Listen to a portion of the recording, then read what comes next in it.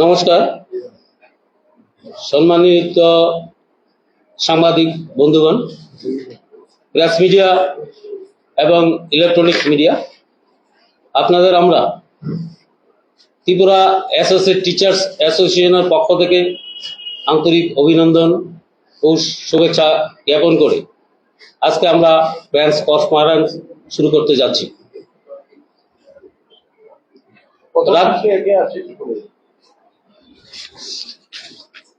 আমি Nilaykanti Saha, president, Tripura associate teachers association.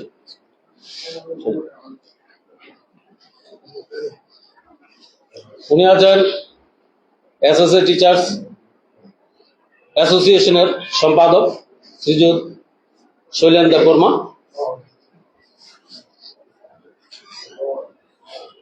আমরা শুরু করছি।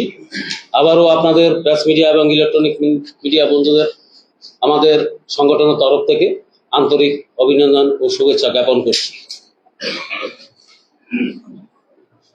রাজ্যের সর্বশিক্ষা, বর্তমান সমগ্র শিক্ষা, শিক্ষক শিক্ষিকাদের দীর্ঘদিনের আর্থিক ও পেশাগত অনিশ্চয়তার বিষয়টি আজ অত্যন্ত সংকটজনক অবস্থায় পৌঁছেছে।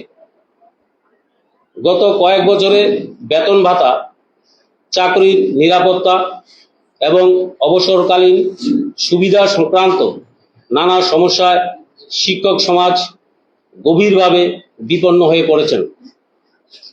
দ্বিতীয়ত, 2017 সালের পর থেকে প্রায় 4 বছর ধরে শিক্ষক শিক্ষিকাদের বেতন ভাতা কার্যত স্থবির হয়েছিল। নিয়মিত কর্মচারীদের মতো সপ্তম বেতন কমিশনের সুবিধা, ডিএ বা ইনক্রিমেন্টের কোনো বৃদ্ধি আমাদের ক্ষেত্রে প্রযোজ্য হয়নি। 2021 সালে হাইকোর্টের রায়ের পর রাজ্য সরকারের নিয়মিতকরণ স্কিম চালু হলো। এখনো শিক্ষক শিক্ষিকারা প্রতি মাসে 15,000 থেকে 30,000 টাকা পর্যন্ত কম বেতন পাচ্ছেন। প্রায় 8 বছরে একজন শিক্ষক গড়ে 10 থেকে 15 লক্ষ টাকা পর্যন্ত আর্থিক ক্ষতিগ্রস্ত হয়েছেন। তৃতীয়ত, বর্তমানে অধিকাংশ শিক্ষক শিক্ষিকা আর্থিক অবস্থায় অত্যন্ত দুর্বল। মাসের মাঝামাঝি সময়েও বেতন শেষ হয়ে যাচ্ছে। তার উপরে বেতন নিয়মিত সময় মতো প্রদান করা হচ্ছে না দপ্তর থেকে। অনেক শিক্ষক কর্মজীবনের শেষ পর্যায়ে পৌঁছে গিয়েও আর্থিক নিরাপত্তা থেকে বঞ্চিত। চতুর্থত, ইতিমধ্যে প্রায় 1000 শিক্ষক অবসর গ্রহণ করেছেন, কিন্তু তারা কোনো পেনশন সুবিধা পাচ্ছেন না। অনেকেই জীবিকা নির্বাহের জন্য ছোটখাটো ব্যবসা, কেউ বা শ্রমের কাজে করতে বাধ্য হচ্ছেন, কেউ বা টমটম চালাচ্ছেন, যা অত্যন্ত দুঃখের এবং পরিতাপের বিষয়। পঞ্চমত, এছাড়া আমাদের মধ্যে প্রায় 2 শতাধিক শিক্ষক শিক্ষিকা কর্মরত অবস্থায় মৃত্যুবরণ করেছেন। দীর্ঘদিনের আর্থিক সংকট, মানসিক চাপ এবং ভবিষ্যতের অনিশ্চয়তা তাদের জীবনকে বিপন্ন করে তুলেছিল। মৃত্যুর পর তাদের পরিবারগুলি আজ চরম দুর্দশার মধ্যে দিন কাটাচ্ছে। অনেক পরিবার ন্যূনতম আর্থিক নিরাপত্তা থেকে বঞ্চিত হয়ে মানবেতর জীবনযাপন করতে বাধ্য হচ্ছে।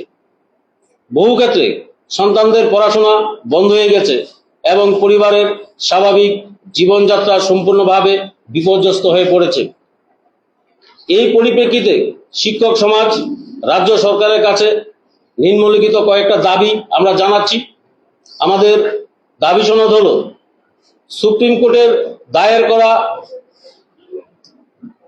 এসএলপি প্রত্যাহার করে হাইকোর্টের রায় দ্রুত কার্যকর করে শিক্ষক শিক্ষিকাদের নিয়মিতকরণ করা হোক। দ্বিতীয়ত, অবসরপ্রাপ্ত শিক্ষক শিক্ষিকাদের পেনশনের আয়ত্তায় আনা হোক। তৃতীয়ত, কর্মরত অবস্থায় মৃত শিক্ষক শিক্ষিকার পরিবারকে নিয়মিত কর্মচারীদের মতো আর্থিক সহায়তা এবং ডাইনামিক্স সুবিধা প্রদান করা হোক।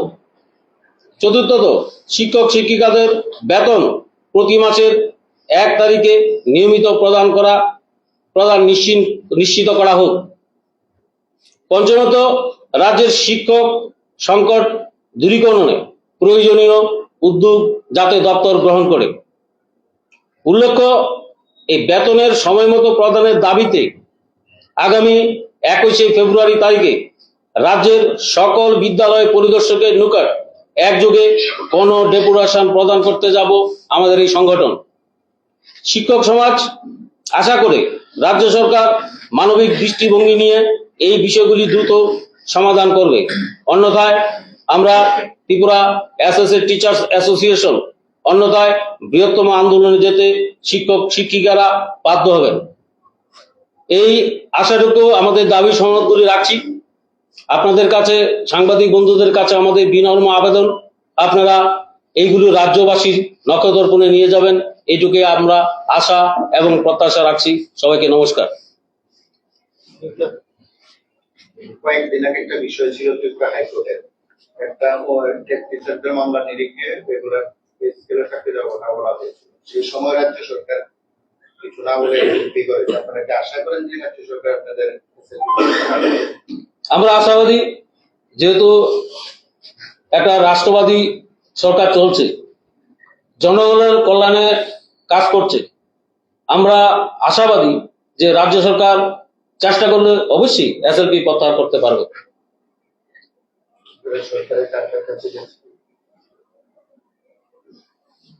আমরা রাজ্য সরকারকে, আমাদের শিক্ষা দপ্তরের আধিকারিককে আমরা বিভিন্নবার ডেপুটেশন প্রদানের মাধ্যমে আমরা চিঠি দিয়েছি, কিন্তু দুর্ভাগ্য এখনো আমরা কোনো অনুমতি পাইনি, যার জন্য আমরা কার্যকর করতে পারছি না। এই জন্যই আমরা এই সাংবাদিক বন্ধুদের মাধ্যমে সমাজ দর্পণে আমরা নিয়ে যেতে যাচ্ছি। আপনাদের সংখ্যাটা কত হবে? আমাদের সংখ্যাটা প্রায় 4700 হবে।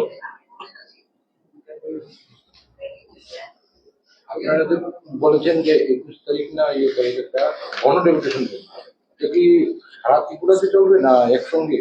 দেখুন, এই মাসেও আমরা যথারীতি বেতন পেতে আমাদের দেরি হয়েছে। বিভিন্ন পত্রপত্রিকা আপনারা ছেপেছেন যে ফান্ডিং এর অভাব আছে।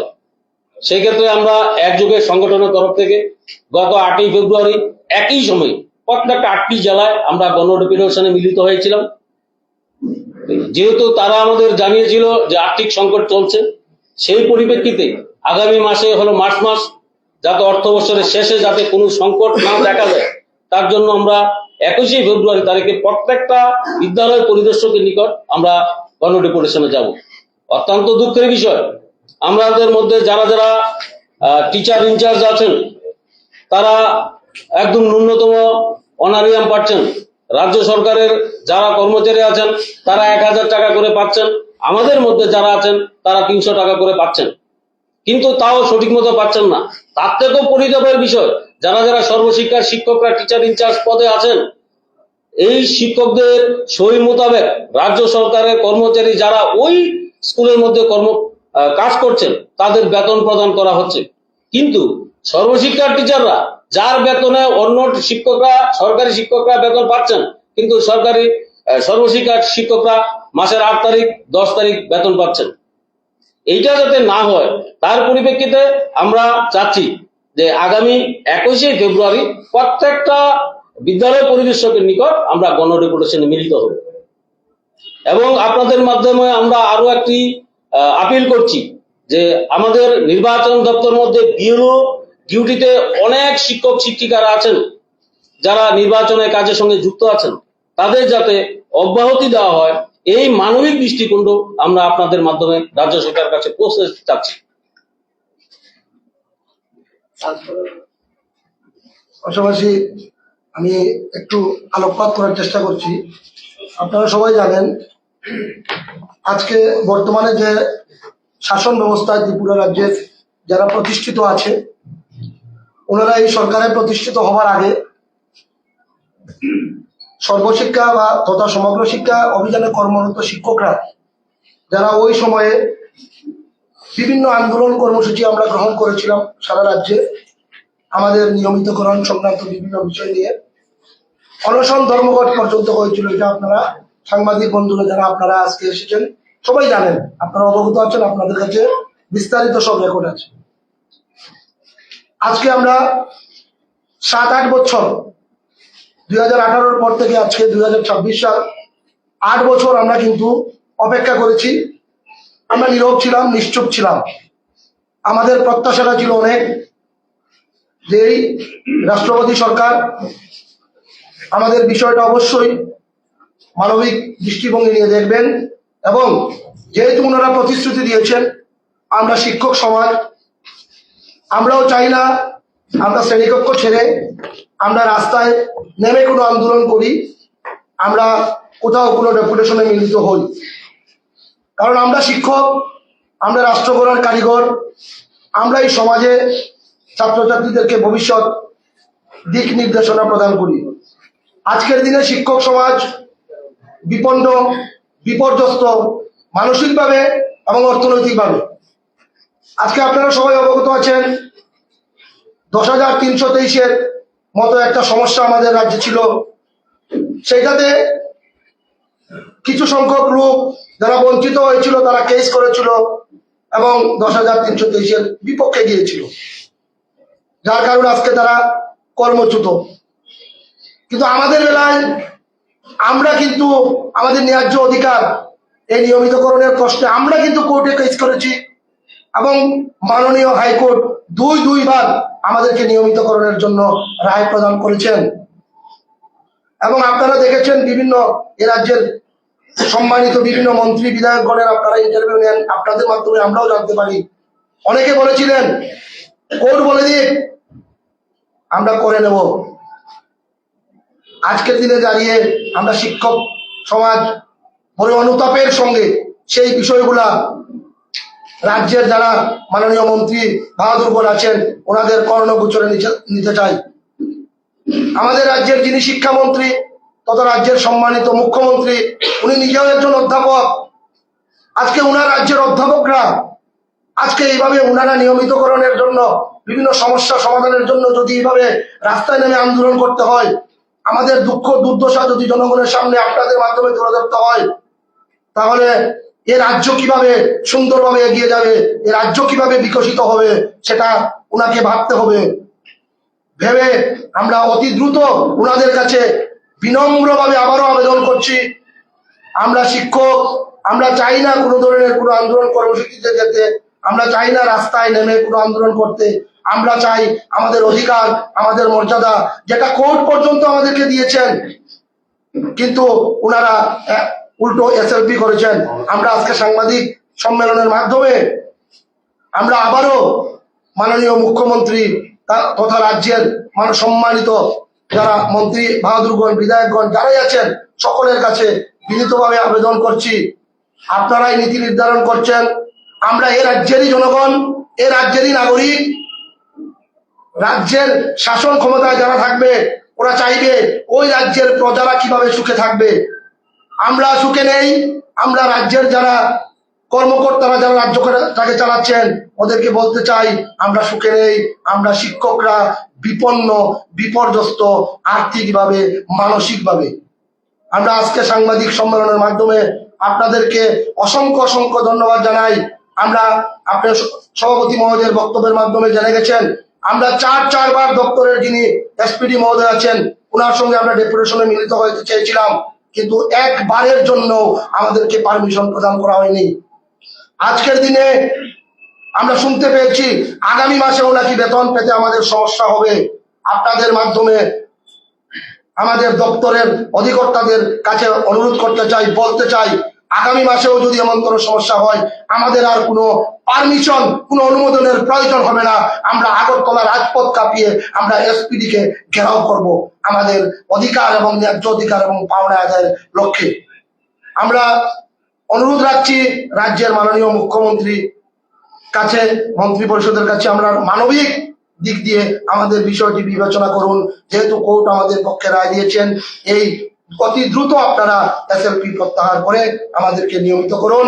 আমরাও রাজ্যের নাগরিক, আমরা ওই রাজ্যকে সুন্দরভাবে যে প্রধানমন্ত্রী, মাননীয় প্রধানমন্ত্রী যে দিশায় এগিয়ে নিয়ে যেতে চাইছেন বিকশিত ভারত, সেই বিকশিত ভারত শিক্ষকরা যদি বঞ্চিত থাকে, নিপীড়িত থাকে, শোষিত থাকে, তাহলে এই রাজ্য কিভাবে বিকশিত হবে, এই দেশ কিভাবে বিকশিত হবে, এই কথাগুলি আপনাদের মাধ্যমে তুলে ধরতে চাইছি। আমাদের অন্যায়টা কোথায়, আমরা কি অন্যায় করেছি, আমাদের কি যোগ্যতা নেই, না আমরা কোনো অংশে কোনো সার্টিফিকেট আমরা লুকিয়ে আমরা চাকরিতে জয়েন করেছি, সবকিছু আমাদের ঠিকঠাক আছে, কোর্ট থেকে রায় পেয়েছি, তাহলে কেন আমাদের সঙ্গে এই ধরনের আচরণ করা হবে? আমাদের শিক্ষক শিক্ষিকারা যারা মৃত্যুবরণ করেছেন, আপনারা নিউজ কভার করবেন। সম্মানিত সাংবাদিক বন্ধুরা, হাত জোর করে বলছি, বিপন্ন অবস্থায় আছেন ওই পরিবারগুলি। আজকে এটা অন্যভাবে নেবেন না, কেউ অন্যভাবে নেবেন না। যারা গৃহ পরিচারিকার কাজ করেন, যদি 20 থেকে 22টা বছর কারোর বাড়িতে কাজ করে, যদি উনি বলেন স্যার আমি আজ কালকে থেকে আর আসবো না, আমার বাড়িতে সমস্যা আছে, উনি যেদিন ওই বাড়ি থেকে চলে যান, আমরা মানবিক দৃষ্টিভঙ্গি দিয়েও যাওয়ার সময় হাতে 5,000 টাকা, 10,000 টাকা, শাড়ি গয়না যা থাকে, যে একটা মানুষ এতদিন আমাদের পরিবারে ছিল, ওকে একটা কিছু তুলে দেই, আমরা দিয়ে দেই, আমরা ব্যক্তি হিসেবে, আপনারাও দেন। কিন্তু আজকে শিক্ষক সমাজ আমরা 20, 22, 25 বছর ধরে এই রাজ্যের শিক্ষা ব্যবস্থার সঙ্গে ওতপ্রোতভাবে আমরা জড়িত, আমরা শিক্ষাদান করছি। আজকের দিনে আমরা খালি হাতে বিদায় হচ্ছি, আমাদেরকে দপ্তর কোনো টাকাও দিচ্ছে না, কোনো পেনশনও দিচ্ছে না, আমরা খালি হাতে বিদায় হয়ে যাচ্ছি। যারা মৃত্যুবরণ করছেন, সম্পূর্ণভাবে বিপন্ন পরিবার, রেগার কাজ করছেন, কেউ টমটম চালাচ্ছেন, আমাদের মাননীয় সভাপতি বলেছেন। তো আমরা চাই না যে সমস্যাগুলো আছে অচিরেই যাতে সমাধান করে এই আমাদেরকে দ্রুত নিয়মিতকরণ করা হোক, এই প্রত্যাশাটুকু আমরা রাখছি। যদি আমাদের মানবিক আবেদনগুলা ওনারা না শুনেন, আমরা আমাদের বাঁচা করার সুবিধার্থে আমরা আগামী দিনের কর্মসূচি আপনারা অলরেডি জেনে গেছেন, আমরা বৃহত্তর থেকে বৃহত্তর আন্দোলনে আমরা নামবো। আমরা আইনি লড়াই চলছে সুপ্রিম কোর্টে, আমরাও আইনি লড়াই লড়ছি, পাশাপাশি আমরা গণতান্ত্রিক পদ্ধতিতে আমরা আন্দোলন করব। আমাদের পাশে সমগ্র শিক্ষক সমাজকে চাইবো আমাদের পাশে দাঁড়ানোর জন্য। আমরা চাইবো এই রাজ্যের সমগ্র জনগণ আমাদের পাশে থাকবেন। আপনারা যারা মিডিয়া বন্ধুরা আছেন, আপনারা অবশ্যই, আমরা যেহেতু ন্যায়ের পথে আছি, আপনারা অবশ্যই আমাদের পাশে থাকবেন। পরিশেষে আমরা যে 20, 22, 25 বছর ধরে এই শিক্ষা দিয়ে যাচ্ছি রাজ্যের, আমাদের এই 20, 25 বছরে অনেক ছাত্রছাত্রী আমরা তৈরি করেছি, আমরা তাদেরকেও আমরা পাশে চাইবো। সমগ্র অংশের জনগণকে পাশে নিয়ে আমরা আমাদের এই সমস্যা সমাধানের জন্য আমরা মাননীয় মুখ্যমন্ত্রীর নিকট আপনাদের মাধ্যমে সমস্যাটা তুলে ধরলাম। আমরা আশা রাখছি উনি আপনাদের মাধ্যমে বিষয়গুলি জানবেন, বুঝবেন, সারা রাজ্যের জনগণ জানবে, বুঝবে, আমরা সমাধান হবে। যদি না হয় আমরা বসে আমরা আগামী দিনের কর্মসূচি আমরা নির্ধারিত করব। সবাইকে